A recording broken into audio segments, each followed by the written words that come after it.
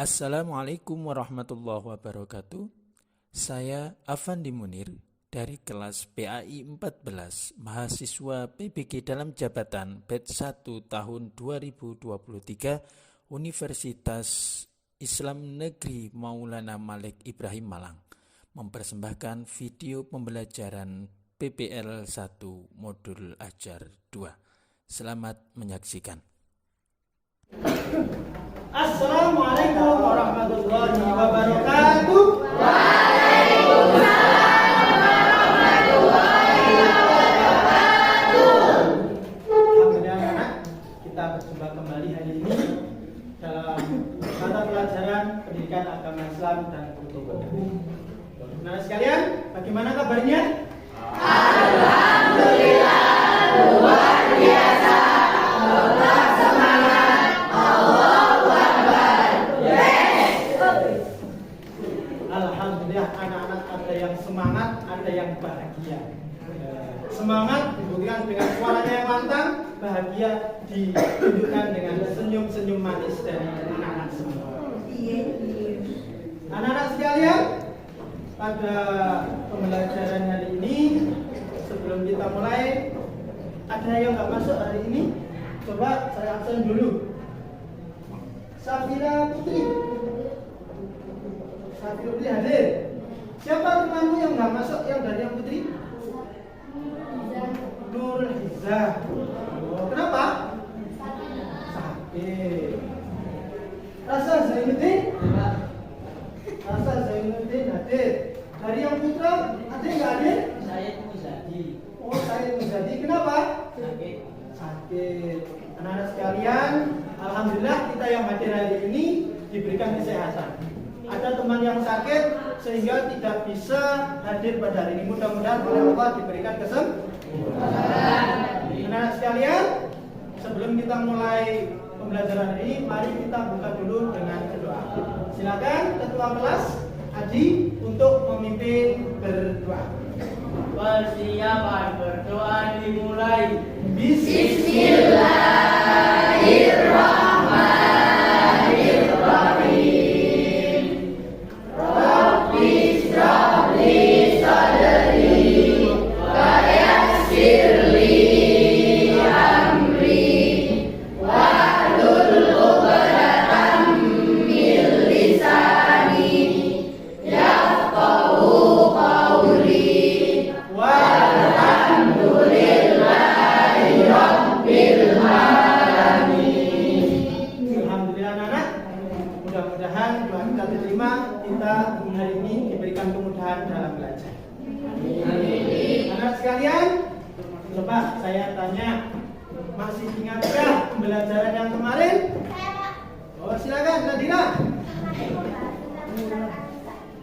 Surat An-Nisa, bagus. Ya, ada yang lain? Ya Pak, Iya, rasa membahas tentang lam takrif. membahas tentang lam takrif, bagus. Nanti ingatan sampean masih ingat, berarti menunjukkan sebuah pemahaman di situ. Nah, itu anak-anak pembelajaran yang kemarin. Dari pembelajaran kemarin akan kita lanjutkan pada pembelajaran hari ini. Sudah membaca materi yang kita pelajari hari ini? Belum. Ada yang sudah? Silakan Sultan. Saya Ya, membaca tentang Al-Quran dan Hadis. materi tentang Al-Quran dan Hadis, bagus. Anak-anak, tiru nih Sultan, ya. Sudah mempersiapkan diri untuk pembelajaran hari ini. Ya, kita tepuk tangan untuk Sultan lagi.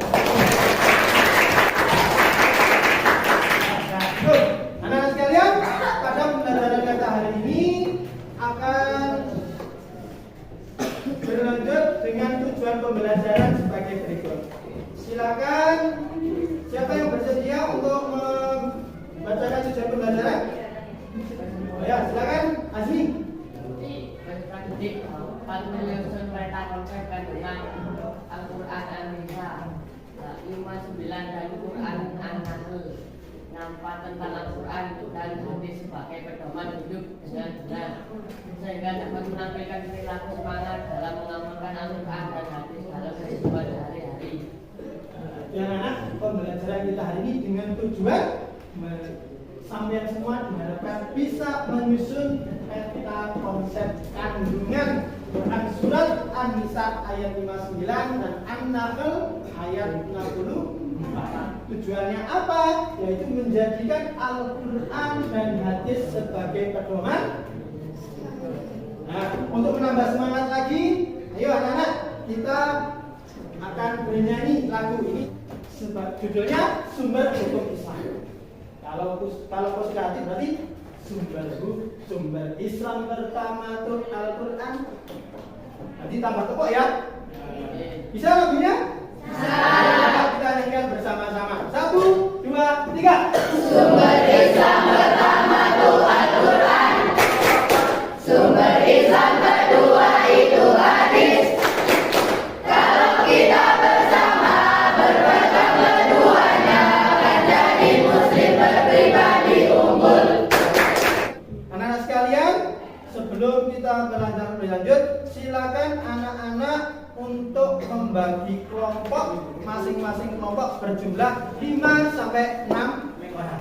Ya, saya beri waktu 2 menit untuk membagi kelompok. Ya, silakan mulai dari sekarang. Anak sekalian, sudah jadi kelompoknya? Sudah. Kalau sudah jadi, Pak Guru akan membagikan lembar kerjanya. Ya. Ini, silakan nanti dicermati lembar kerjanya.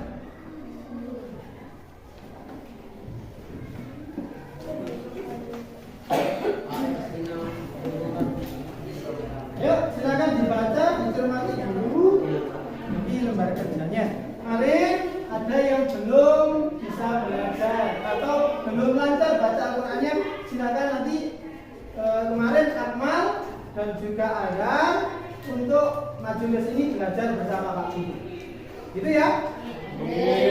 Ya, silakan bersama-sama membaca Quran surat An-Nisa ayat 59 beserta artinya dilanjutkan dengan An-Nahl.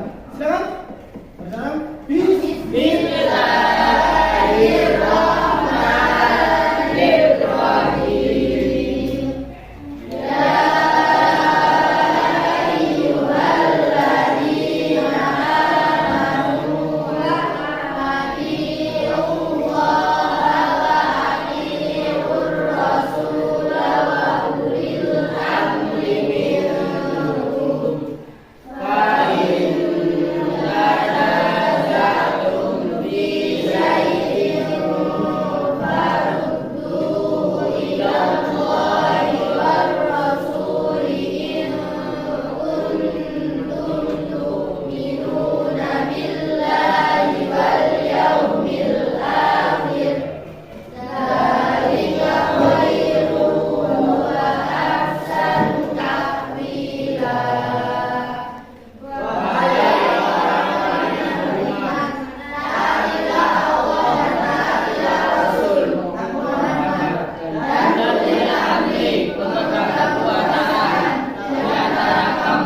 Kemudian jika kamu berbeda pendapat tentang sesuatu, maka kembalilah kepada Allah, Al-Quran dan Rasul-Sunnahnya.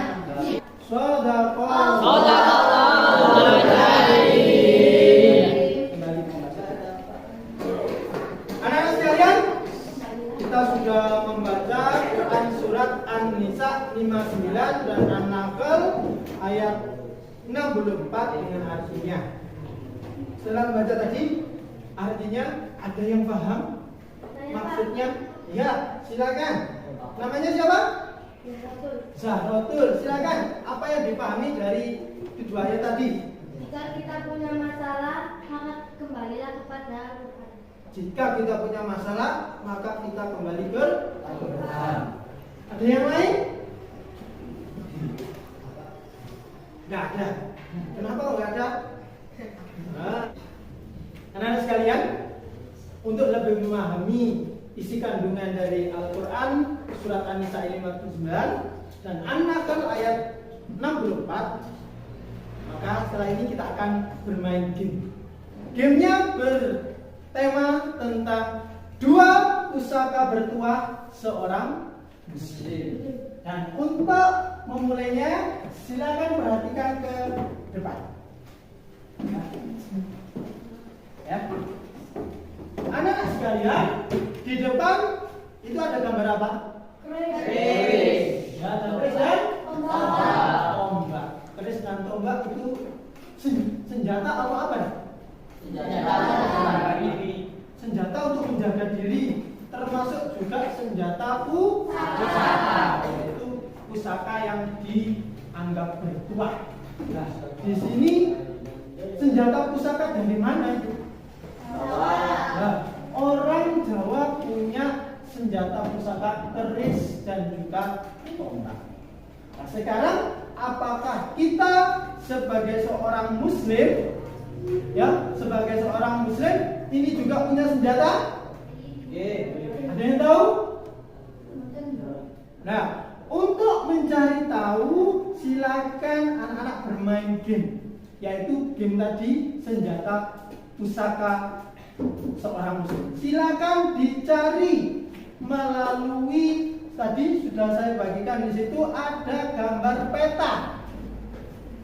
Ya, ada gambar peta perjalanan yang harus anak-anak tempuh untuk mencari senjata pusaka seorang muslim.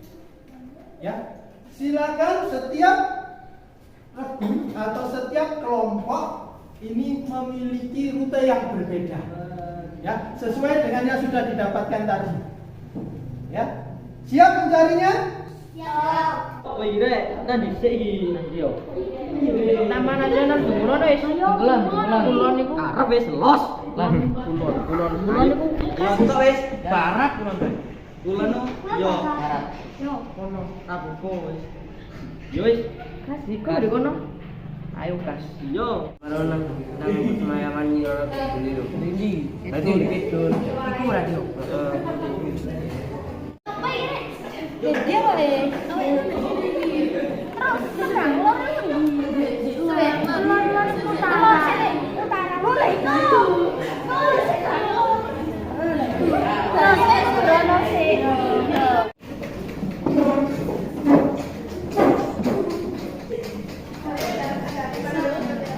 Kenapa ya?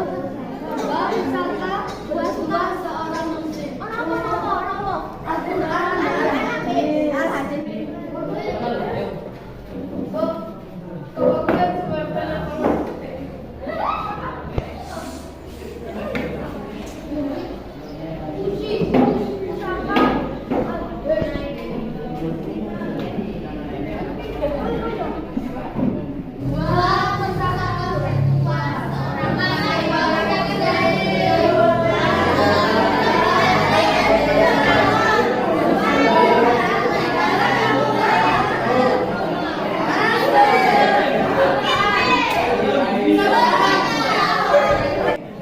Anak-anak sekalian, sudah selesai perjalanannya?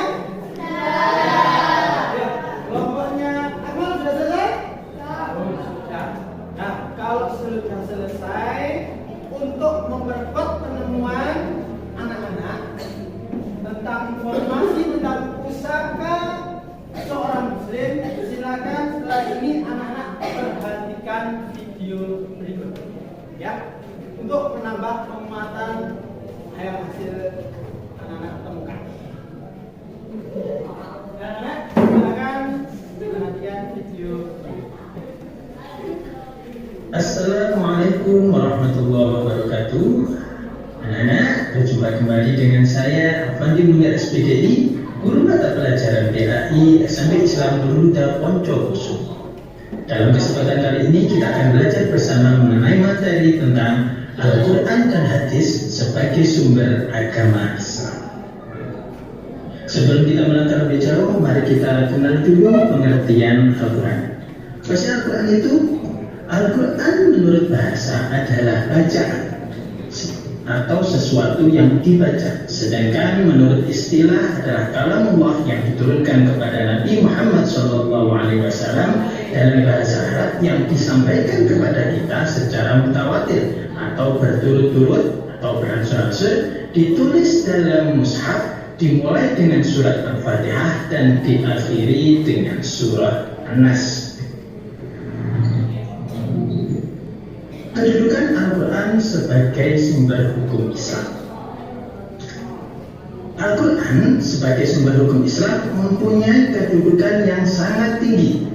Al-Quran merupakan sumber utama dan pertama sehingga semua persoalan harus merujuk dan berpedoman kepada Al-Quran. Hal ini sesuai dengan dalil yang diterangkan dalam Al-Quran surah An-Nisa ayat 59 dan An-Nisa ayat 105. Hadis menurut bahasa adalah perkataan atau ucapan. Secara istilah adalah segala perkataan, perbuatan, dan ketetapan atau takrir yang dilakukan oleh Nabi Muhammad SAW. Fungsi hadis terhadap Al-Quran yang pertama, menjelaskan ayat-ayat Al-Quran yang masih bersifat umum atau global. Yang kedua, memperkuat pernyataan yang ada dalam Al-Quran. Nah, sekalian, setelah anak-anak mencari sumber informasi tentang pusaka seorang muslim ditambah dengan menyaksikan video tadi, sekarang silakan anak-anak berdiskusi secara berkelompok untuk menyelesaikan pertanyaan atau persoalan yang ada dalam lembar kerja tadi. Silakan berdiskusi dengan kelompoknya masing-masing.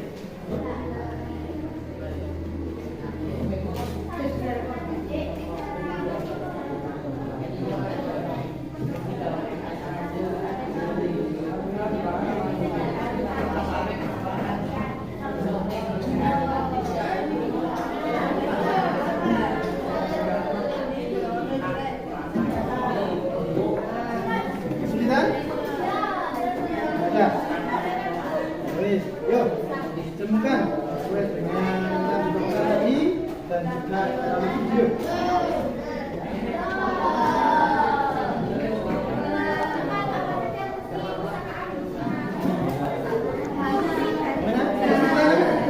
Ada kesulitan?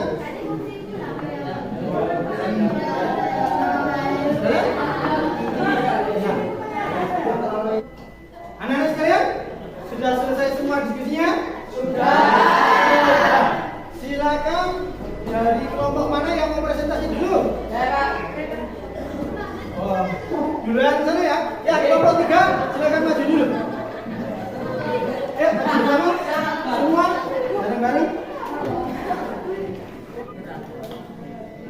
Assalamualaikum warahmatullahi wabarakatuh.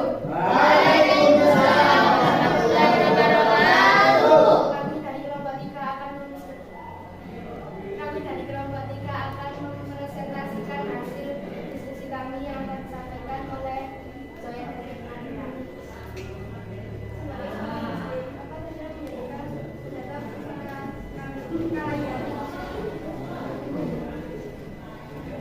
Yang menjadi senjata pusaka seorang muslim adalah Al-Quran dan Hadis. Assalamualaikum warahmatullahi wabarakatuh. Tepuk tangan untuk kelompok 3. Sebelum kembali, ada yang mau menanggapi dari hasil presentasi kelompok 3? Saya Pak, Oh ya, silakan Sofia. apa yang membedakan antara Al-Quran dan Hadis? Apa yang membedakan antara Al-Quran dan silakan jawab.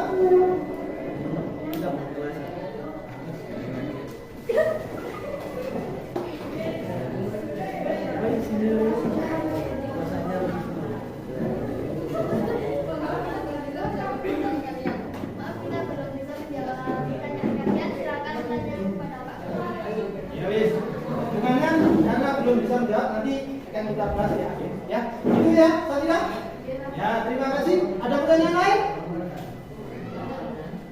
Nah, kalau nggak ada, silakan kembali ke tempatnya masing-masing dan kita beri aplaus untuk kelompok 3. Berikutnya siapa yang mau tanya? Kelompok siapa? Oh ya, silakan kelompoknya Rasya untuk bisa mempresentasikan hasil diskusi.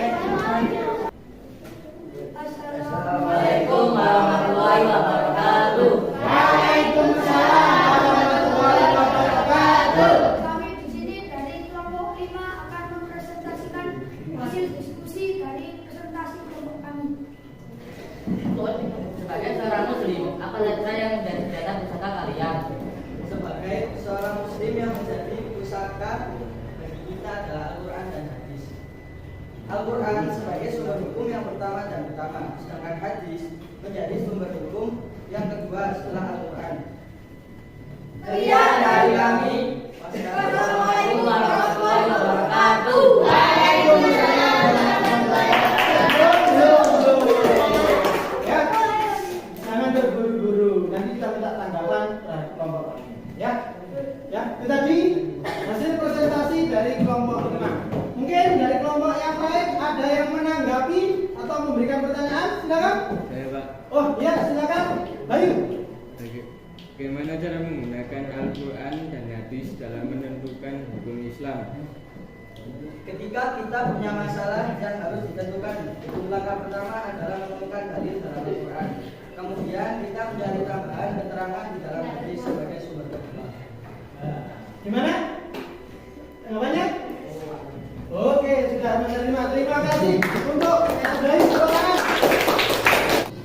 Anak-anak sekalian, tadi telah tampil semuanya dalam kelompok untuk menyampaikan diskusi.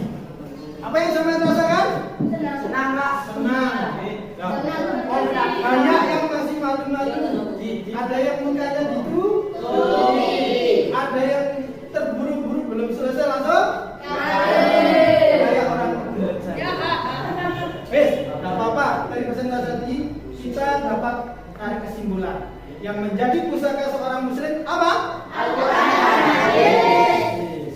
Kemudian ada maknanya pusaka, berarti maknanya Al-Quran dan hadis. Ada secara bahasa, ada secara istilah. Tadi ada beberapa pertanyaan. Salah satunya dari Mas Bayu. Dari Mas Bayu yang bertanya tentang bagaimana cara menggunakan Al-Quran dan hadis sebagai sumber hukum. Dijawab langsung dengan tegas oleh kelompok 5 dengan tepat. Terus tadi ada satu pertanyaan yang belum terjawab, yaitu ditujukan kepada kelompok 3 tadi. Tadi apa pertanyaan? Sampaikan. Apa yang membedakan antara Al-Quran dan hadis? Al-Quran adalah kalamullah. Hadis juga termasuk kalamullah. Yang membedakan adalah kalau Al-Quran dan itu baik isinya maupun teksnya langsung dari Allah. Tapi kalau hadis isinya atau kontennya dari Allah, tapi kata-katanya dirangkai oleh Kanjeng Nabi. Itu kalau dari segi sumbernya. Kemudian kalau dari segi teksnya, biasanya kalau Al-Quran ada awalan misalnya qala Allahu ta'ala. Tapi kalau hadis biasanya ada qala Rasulullah utawa sami'tu Rasulullah dan seterusnya. Itu yang membedakan. Ya, anak paham Sabina? Terima kasih. Nah, untuk anak-anak sekalian mencoba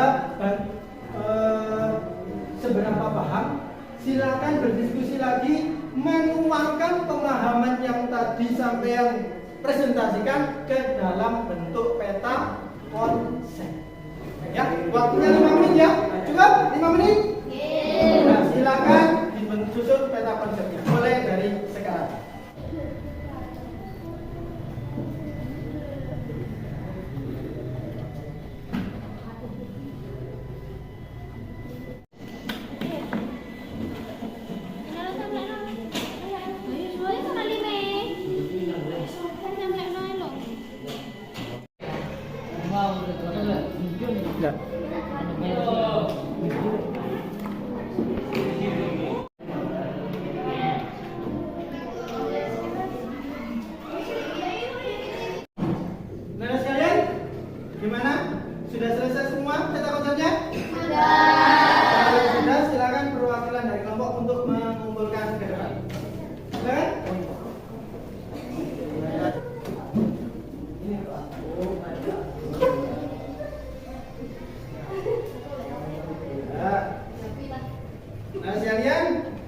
bagus.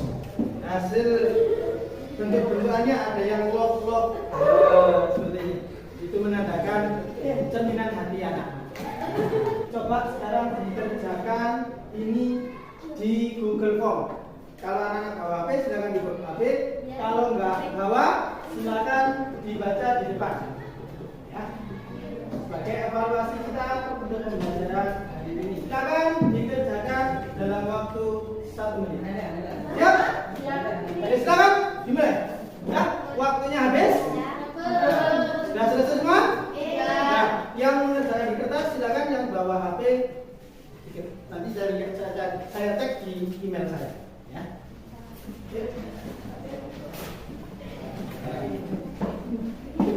Loh, yang sana bawa HP semua.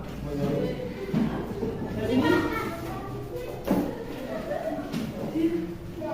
Oh, sudah.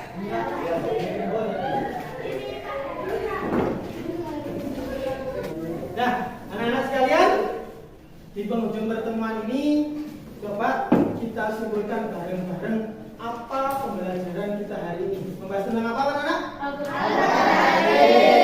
Al-Quran dan hadis. Kita jadikan apa Al-Quran dan hadis? Pedoman hidup sebagai pusaka. Yang mana pusaka itu digunakan untuk melindungi. Begitu juga Al-Quran dan hadis ini kita gunakan Al-Quran dan hadis untuk melindungi diri kita supaya tidak tersesat. Maka dari itu, ayo anak-anak jangan bosen-bosen, jangan malas-malas, juga jangan pernah menyerah untuk belajar Al-Quran.